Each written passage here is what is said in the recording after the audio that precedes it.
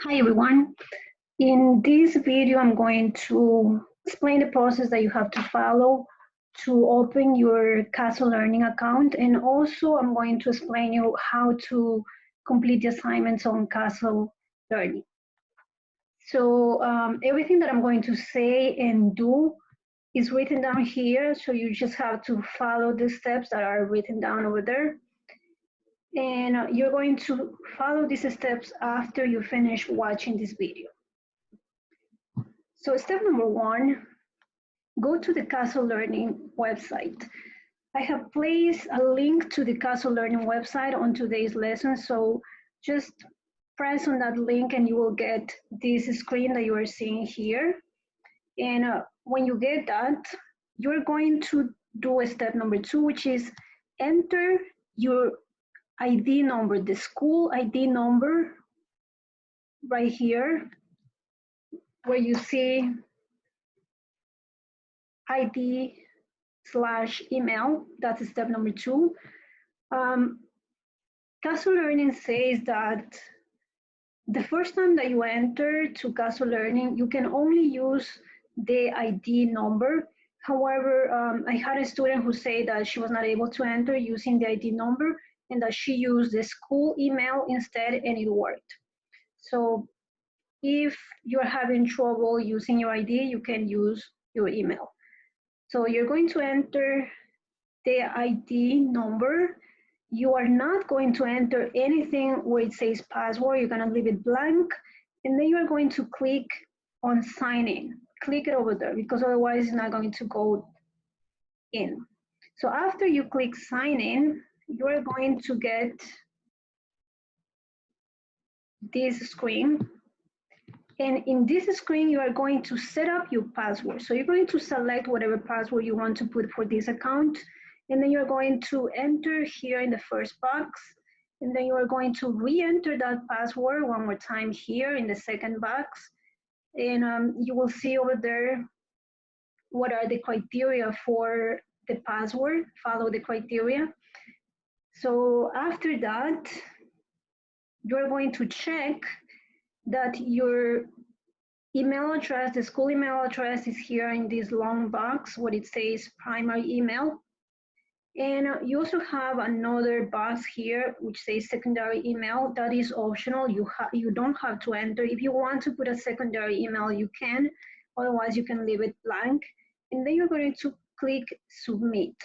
So those are the 9 steps, relatively simple. So after you submit, you're going to get the screen that I'm going to show you in a moment. So right after you submit, you should be in the Castle Learning account already, inside the Castle Learning account. That is what the step number 9 says. Once you click submit, you will be inside your Castle Learning account. So this is what you will get when you click submit. So this is your Castle Learning account. What you have right there is what's called the Student Center. And you can see messages if you have any, and you can see also incomplete assignments. So you can get to the assignments that you have to complete by clicking here, or you could also click here where it says incomplete assignments. Both of them take you to the same place. And the third tab over here that you might want to use is for completed assignments. So once you completed assignments, you can check here what is it that you complete already. So here, I have nothing. I should have here, or you should have here, a second square with my name, and then how many assignments you have completed. Right now, there is nothing because we haven't anything complete yet, but at the end of this session, we'll come back here and you will see that it says 1 completed assignment. So going back to the Student Center, or you could use the second tab, which says incomplete assignments. I'm going back to the Student Center. I'm clicking here where it says incomplete assignments and 1. So it takes you to this, which is the same thing that you will get when you press incomplete assignments. You should see my name over there and all the assignments that you have from me. In this case, you only have 1. We click there, and you should see your assignments here. In this case, only one. And you see that this one has 5 questions. And when was it assigned to you? And it says when it is available to you. It's going to be always available to you. In the future, I might put a due date or a time, if it is a test, a time when it is closing down automatically, but this one is going to be open. So that is the mode of the assignment. So to enter to this assignment, you just click anywhere here, and that's what I'm going to do right now. And we are inside the assignment, and we're seeing question number 1. Some of the things that you might see here, for example, it's you can translate to a different language, as you can translate any other website page. So you can use that, but just remember that a geometry regions, for example, you don't have that option. It's only in English. So this is one type of question that you have. It's a question with an open answer, let's say, where you have to work out the problem on a separate piece of paper, and then you put the answer here. So I will recommend you always that before putting an answer, obviously, in this case, draw the diagram for this, put the information on the diagram, and solve it yourself, and whatever answer you get, you put it here. So let's say you already did that, and you got that the answer is 60 degrees. You will enter 60 over there, and then you will submit the answer for this question. And you get immediate feedback. In this case, I made a mistake and it's incorrect. And it always gives you a hint of what to do to get the correct answer. So draw the diagram, because in this question, it's very important to draw the diagram. But not only that, you also have other things that you could review in order to be able to do this problem correctly. So there are some things here which is actually vocabulary, like what is an isosceles triangle? You can read that. What's a line segment? All these are important concepts that you need to know in order to be able to solve that problem. So after you review, if you get something wrong, after you review, then you're actually given one more opportunity to answer the question correctly. It says here, submit retried answer. But be careful with this. You only have 2 opportunities to submit the correct answer. So it's not about guessing what the answer is, but actually solving the problem on a piece of paper and finding the correct answer. And this is an option that you will not have on a test, for example. On the test, you will only have one opportunity to get the right answer, and you will not get feedback for the answers that you put in. Whether they are wrong or right, you will not get feedback. Only on the homeworks, you will get feedback. So let me correct the answer. I know the answer is 67 degrees because I already solved the problem. So now I submit retry answer, and now it says your first answer was incorrect, which was 60. Your second answer was correct. The correct answer is shown below in blue. And before you go to the next question, even if you have the correct answer, I want you to come here and review your question, especially the reason, because the system is going to give you a reason of why or how do you get the correct answer. So even if you get the correct answer, come and check your work compared to this one. Compare whether you did the right procedure to get the correct answer, or maybe you got the correct answer with a wrong procedure. So you can always come back here and check. So after you have checked, review the answer and the reason, you can move on to the next question. So this was one type of question where you have to enter the question on a box. So next one, let's see what type of question we have here. It's a multiple choice question. So this is very simple. You just have to read, of course, and see which one is the correct answer and select it and then submit. I'm going to do it here because I want to be able to proceed to the next question, and I'm always only going to be able to proceed to the next question if I answer this one. So I know, because I already read it, I know the correct answer is the statement that angle A is congruent to angle X.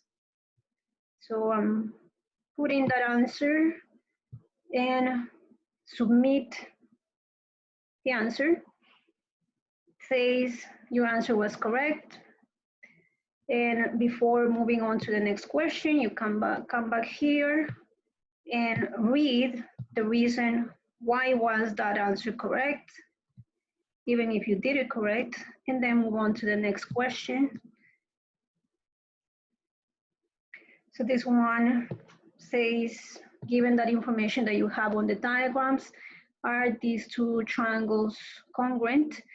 And this is also a type of a multiple choice question. The only difference that you only have two options here, and you will see this type of questions where you have two options or three options or four options, but it's still a multiple choice. So just here we also need to select the correct answer and submit it.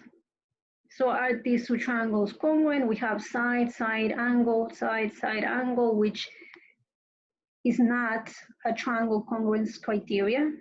So no, the triangles are not congruent. Or side, side angle is not enough to say that they are congruent. So let's submit. So again, it says your answer was correct. And before moving to the next question, we always review the reason. It says angle side side or side side angle is not enough information to say that the triangles are congruent. Exactly what I said. So we know that that was not triangle congruence criteria. And we move to the next question to see another type of question. And in this case, we have a proof. This is how you're going to see the proofs in this program.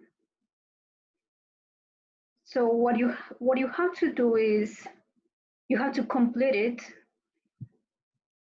Whether the statements or the reasons that are missing, you just have to complete the options that you have to complete are here. So for example, if you think that, let's say, F is what goes here on statement number 2, for example, you're going to put the letter F over there. And so you're going to use the letters to complete over here. So if you think that H is what goes here, then you put H, that's our reason over there. H and G are reasons. So if you think that G goes here, we just enter G and so on. And then you submit the answer. But let's take a look at this.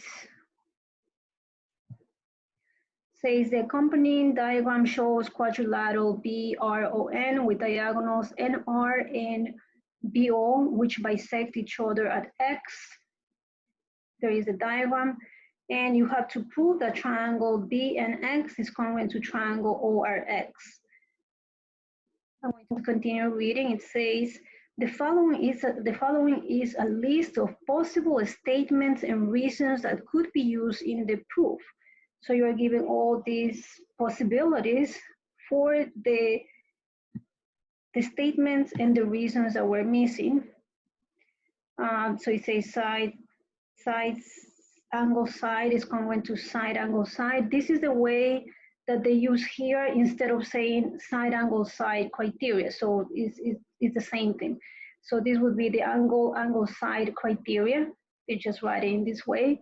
This is angle side angle criteria. Here we have this statement, NR and OB are diagonals. Here we have two pairs or one pair of congruent angles here. It's angle BXN congruent to angle OXR. F is angle BNO congruent to angle ORB. The G is a segment bisector divides a line segment into two congruent line segments. This is actually the definition of a segment bisector. So instead of writing just definition of segment bisector, they actually write the definition itself. H says an angle bisector divides an angle into two congruent angles, and this is the definition of an angle bisector. In the proof below, fill in the letter of the appropriate statement or reason from the list above. So what I already explained to you. So let's do this problem very quickly because I need to move on to the next question so you can see another type of question that you could see in CASU Learning. So what we have up here, all these are the givens, which are actually three. One, the fact that this figure is a quadrilateral. Two, the fact that segment NR and segment BO are diagonals. And three, the fact that the diagonals bisect each other at X. So this part would actually be rewritten as NR and BO bisect each other at X. So there are three givens. So what I will suggest that you do with these questions is that you plan the proof by yourselves so that when you go to the proof, you already have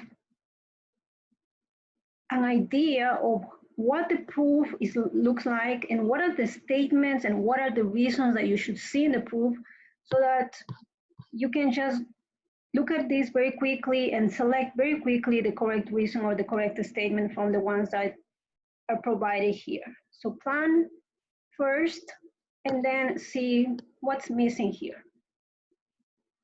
So we know that the diagonals bisect each other, so that means NR bisects OB, so BX is congruent to OX, and we also know that diagonal OB bisects NR, that means NX is congruent to RX because they bisect each other. So these two pieces are equal, and these two pieces are equal, NX congruent to RX, because of the definition of the segment bisector, BX congruent to OX by the same reason, the definition of the segment bisector. And in order to prove that these two triangles are congruent, which is this one on the left and this one on the right, we already have side, side, side, side, and we could get here vertical angle, so we will have side, angle, side. So now we know that we're going to be using side angle side, that we have bisectors of segments, and we have vertical angles. So let's see what the proof says. BRON is a quadrilateral that's given. Then we have a given that is missing, and the other given, it says NR and BO bisect each other, that's given. So we're missing one of the givens. Which one are we missing? We have this on the proof. We have this on the proof. We only do not have this. So we're missing this, the fact that these two segments are diagonal. So which one of these options here say that? And that is option D. NR and BO are diagonals. So we put D in this box. So the other given is there, and then it says nx congruent to xr.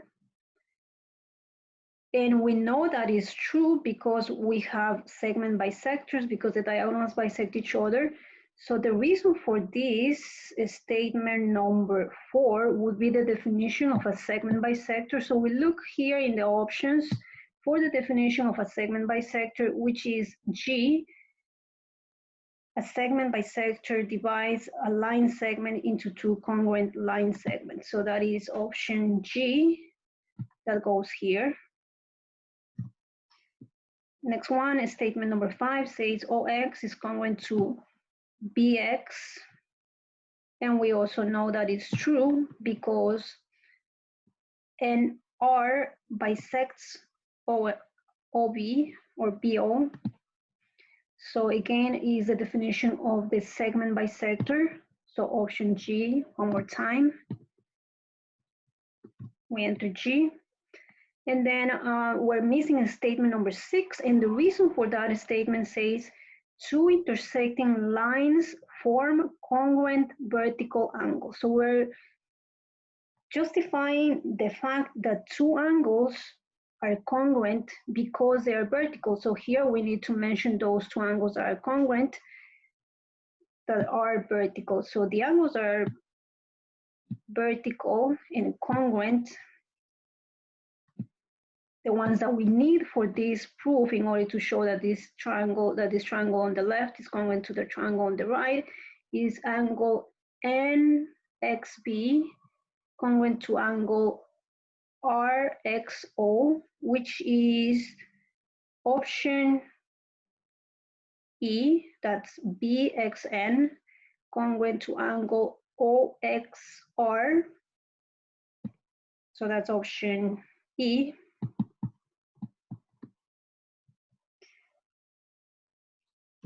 And with that, we have shown that these two triangles are congruent, and that is by side, angle, side. And that is option A, side, angle, side, congruent to side, angle, side, which is the same as side, angle, side criteria. So that's option A. And now that the proof is complete, we submit the answer. It says your answer was correct. You can again review how does the proof look when it is complete is there, which should be what you should have planned mentally. And we now move on to our last question, a different type of question. And this type of question is usually used in this program for vocabulary. So you're given a list of definitions here, and your job is to enter the number of the correct vocabulary term. So basically, we're entering here the definition for this term that is mentioned here, congruent triangles. Which one is the definition for congruent triangles? That's what you enter here, number 1, 2, 3, or whatever the correct answer is. In this case, the correct answer is 8, because congruent triangles are triangles that have the same, congruent triangles are triangles that have congruent sides and congruent angles. And another way of saying that is triangles that are the same shape and the same size, or the same size and the same shape, because if the sides are congruent, then the size is the same. And if the angles are congruent, then the shape would be the same. So we now submit. And since this is that was the last question, I have finished. It says over there. Now you can always leave your assignment. You really have to. You can leave it without completing, but if you try to leave without completing it, you will get something here. Instead of here saying student center, it will say save and leave. So if you want to leave and come back later to complete your assignment, you press where it says save and leave, and then you can come back whenever you want. So since I'm finished, I press here, and that takes me back to the Student Center. Now we see that I have 0 incomplete assignments, and if we go to completed assignments, we should see 1 completed assignment now. So it's there, you can press over there. You will see which one was the assignment that you completed, what was the score. I got 80% because I got 1 wrong. And when did you complete it, it will be here. So basically that's the whole process to complete an assignment using this program, Castle Learning. And always remember to log out whenever you're finished. I'm going back to the Student Center, and then I'm logging out. And the second time or the third time or whenever you have to come back, you can now sign in using either the ID or the email, and you have to enter the password that you created today, and then you click sign in, and then you will be back into your Castle Learning account to complete your assignment. So basically, that's it for today's video on how to open your Castle Learning account and how to use it to complete assignments. If you have any questions, as always, you can email me.